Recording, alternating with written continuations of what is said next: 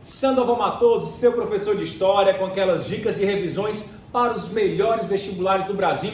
O assunto de hoje, moçada jovem, é aquele assunto inconfundível, Revolução Inglesa, beleza? Então vem comigo para você tirar aí as suas principais dúvidas e fazer aquela revisão marota, pegar aquelas dicas do coração, para que você tenha aí um bom rendimento na resolução das questões desse Brasil.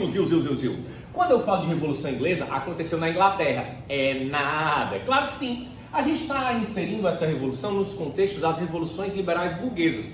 Na verdade, essa vai ser praticamente uma das primeiras.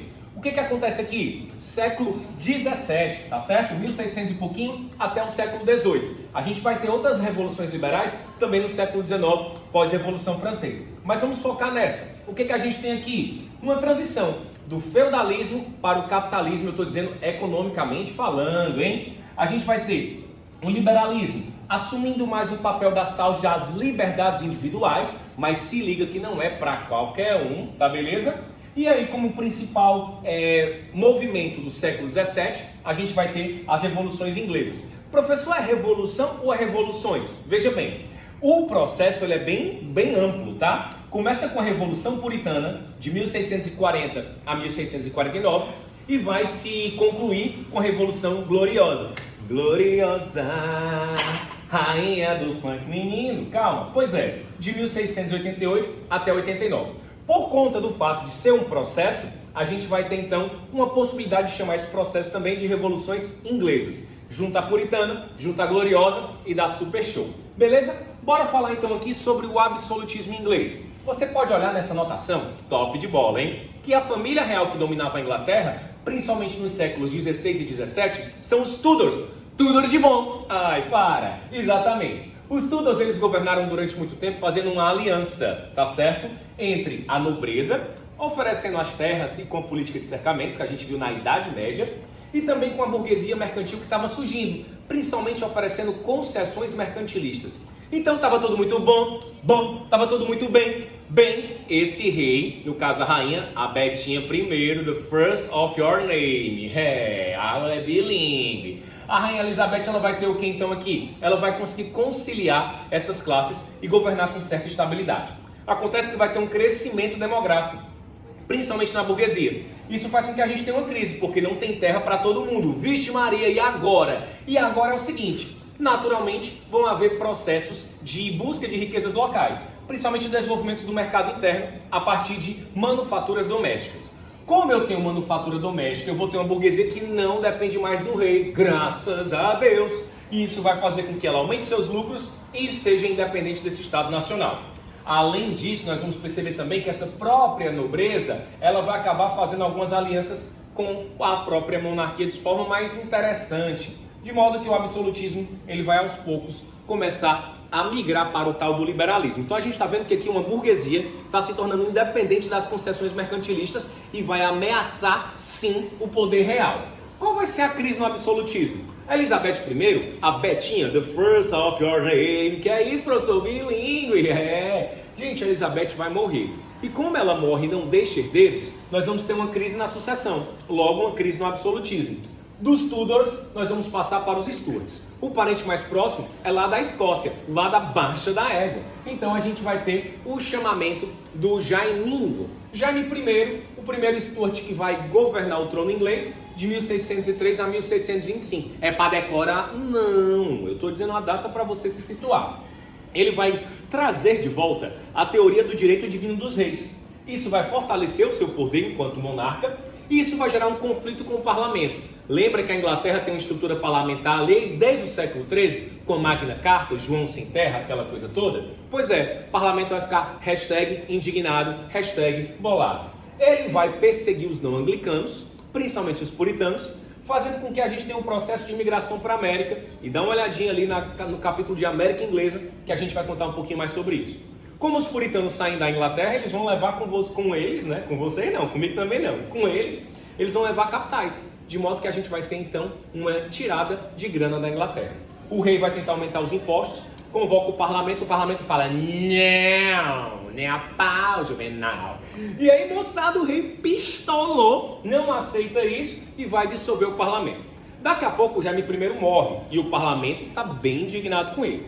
Quem vai assumir, lembra que é absolutismo, Carlos I, o Carlinhos, tá certo? Que governaria de 25 até mais ou menos 49. Ele vai governar igual o pai. Vai querer meter o louco, colocar a teoria do direito divino dos reis também, aumenta o número de empréstimos, aumenta os impostos, tá certo? Nome sujo no Serasa, de modo que esse conflito também com o parlamento vai voltar cada vez mais forte. O parlamento então fala: pera aí, barão, pera aí, meu chapa, vamos assinar esse documento aqui? Gente, não era um cartão de crédito da Riachuelo, era uma petição de direitos. O que é isso? Por meio desse documento, o poder do rei era reduzido. A nobreza e uma parte, a burguesia e uma parte da nobreza ganhava mais força, era como se fosse uma segunda Magna Carta. No início, o Carlos disse que vai assinar, mas depois ele acaba se arrependendo. Cuidado com os arrependimentos da sua vida, você que estava nesse vídeo aí, hein? O que você assina também. Ele vai abrir e vai fechar o parlamento por conta de uma guerra lá na Escócia, que ele queria impor o anglicanismo. Só sei que tudo isso vai gerar uma grande instabilidade política. E essa instabilidade política vai eclodir num grande conflito, numa guerra civil. E aqui começa de fato o processo da Revolução Inglesa oficialmente, que seria a Revolução Puritana. Mas os puritanos não foram-se embora para a América não? Calma aí, Joe, não foi todo mundo não. Preste atenção como a galera ficou. É um conflito político, econômico, religioso e social. E que tem dois grupos, lado A e lado B. De um lado, os cavaleiros, que é o bonde do rei, É o rei, é o clero anglicano, uma parte dos católicos que sobraram, é a nobreza que tinha os cavaleiros, as armas e tudo mais. E do outro, a mundiça, os cabeça redonda. Esse bicho está desconsiderando o nego. O nego é cabeça de gelo. Eram os cabeças redondas. Burguesia, a gente, que era aquela nobreza, aquela que tinha uma mentalidade mais burguesa ali nos campos, trabalhadores urbanos e rurais, e uma galera radical, hardcore, diggers e levelers, niveladores e escavadores. Moçada, dos cabeças redondas, quem vai se destacar é o garotinho chamado Oliver Cromwell.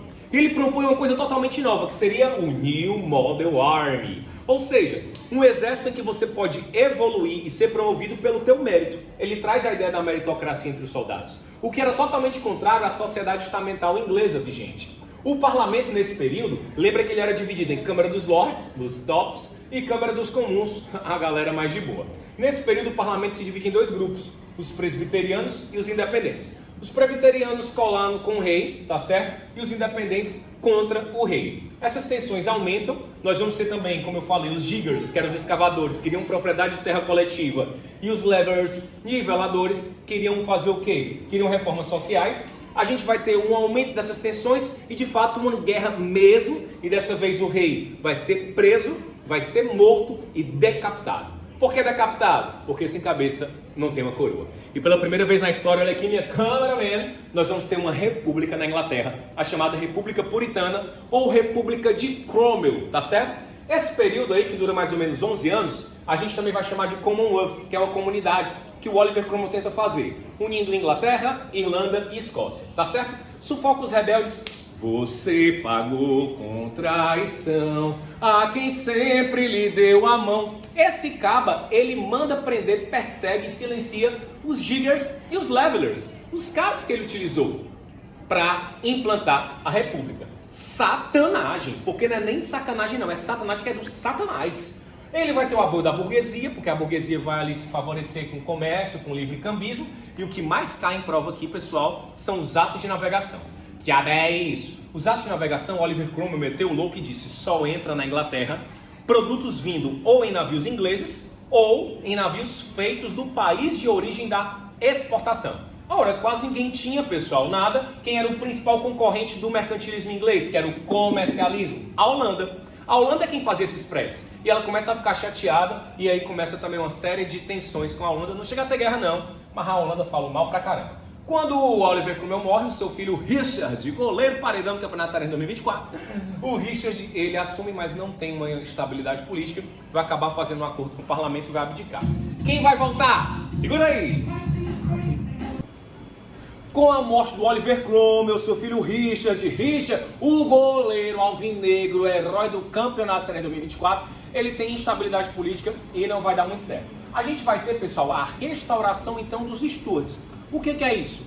O próprio parlamento, as forças dominantes, elas não gostando da atitude republicana do Oliver Cromwell, do seu autoritarismo, porque na verdade o Cromwell foi muito autoritário, aquilo que ele tanto criticava na monarquia acabou reproduzindo.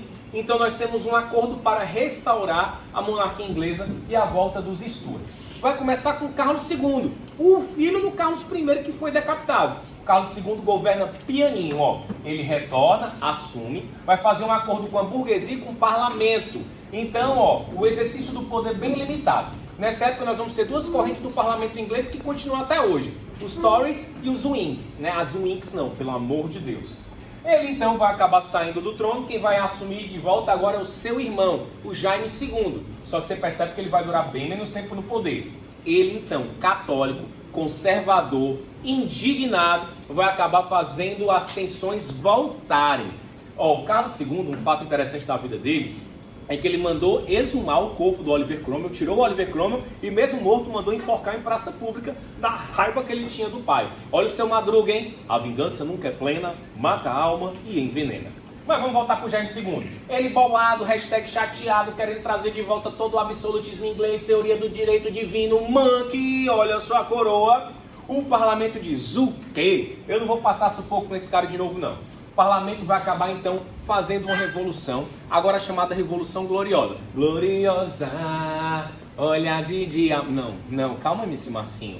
A gente vai ter, então, uma Revolução Gloriosa porque praticamente não teve violência. Então, os ingleses vendem isso como uma vitória, né? A vitória dessa estabilidade. Eles vão depor o Jaime II e vão fazer um acordo com o Guilherme III. Ele vai acabar recebendo então o título de Guilherme de Orange, e aí então ele vai assumir a monarquia inglesa, só que com um detalhe, e esse documento ele é super importante, é o que mais cai nos vestibulares, é o Bill of Rights. Bora Bill, filho do Bill, neto do Bill, é o novo, né? Mas o Bill of Rights é o que? É justamente a Declaração de Direitos. É um documento que o rei assina dizendo que aceita agora pedir autorização do parlamento, a anuência do parlamento, a oitiva do parlamento para criar ou majorar impostos e para convocar o exército. Então, por meio do Bill of Rights, ou seja, da Declaração de Direitos, nós temos a instauração na Inglaterra da chamada monarquia parlamentarista que perpetua-se até os dias de hoje.